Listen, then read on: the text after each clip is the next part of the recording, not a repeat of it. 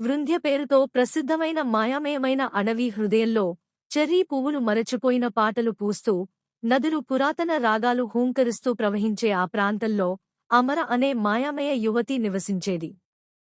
సఫైనీలం రంగు చీరలో, పుష్పాకృతులతో అలంకరించబడిన వస్త్రధారణలో, ముత్యాల్లా మెరుస్తున్న ఆభరణాలతో మెరిసే ఆమెను చూస్తే ఆమె కేవలం ఒక మనిషి కాదు, ఆ అడవికి ప్రాణంగా భావించేవారు. ఎవరికీ ఆమె ఎక్కడనుంచి వచ్చిందో తెలియదు. కొందరు ఆమెను పడ్డ తారగా చెబుతారు, మరికొందరు ఆమె చంద్రదేవత కుమార్తె అని నమ్మేవారు.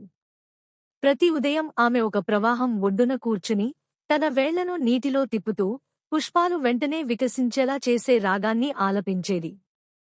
పక్షులు కూడా ఆమె స్వరాన్ని వినేందుకు తన ప్రయాణాన్ని ఆపేవి.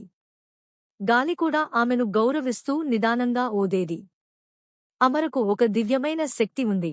ఆమె ప్రేమతో తాకిన ప్రతిదానిలో జీవం ప్రస్ఫుటించేది.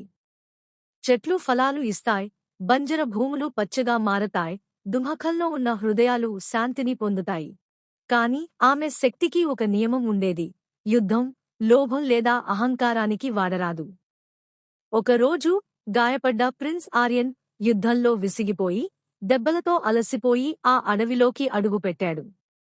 చెర్రీ చెట్టు క్రింద విరుగుతూ పడిపోయిన అతన్ని అమర కనుగొని, ఆలస్యం చేయకుండా అతని గాయాలను శాంతంగా శుభ్రం చేస్తూ అతని గుండెపై చెయ్యి వేసి ఇలా చెప్పింది: నీ గాయాలు నీ ఆత్మను చెరగనివ్వకు. రోజులు గడిచాయి. ఆర్యన్ కేవలం శరీరంగా మాత్రమే కాదు, మనసుతో కూడి పూర్తిగా కోలుకున్నాడు. అతను తన రాజ్యం గురించి చెప్పాడు, లోభం, హింసతో నిండిన ఒక ప్రాంతం గురించి. అమర ఆమె శ్రద్ధగా విన్నది. ఆమె కన్నుల్లో అనేక కాలాల క్షోభ ప్రతిబింబించేది. ఆమె కరుణతో, జ్ఞానంతో మనస్ఫూర్తిగా ప్రభావితమవుతూ ఆర్యన్ అడిగాడు: నీవు నాతో వచ్చి నా ప్రజలను నయం చేయగలవా?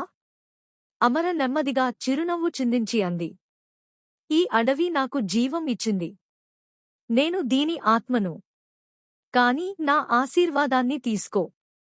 నీవు నీ హృదయంలో శాంతితో నడిచిన ప్రతిచోటా ఎడారుల్లో కూడా పూలు వికసిస్తాయి.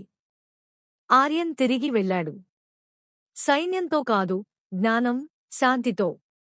అతని రాజ్యం నెమ్మదిగా శాంతియుత స్వర్గధామంగా మారింది. ప్రతి వసంతంలో చెర్రీ పూలు వికసించినప్పుడు ఆర్యన్ మళ్లీ ఆ అడవికి వచ్చేవాడు. తనకు నిజమైన శక్తి ప్రేమలో ఉందని బోధించిన ఆ మాయవన వనదేవిని ఒక్కచూపైనా మళ్లీ చూడాలనే ఆశతో. Please subscribe my channel.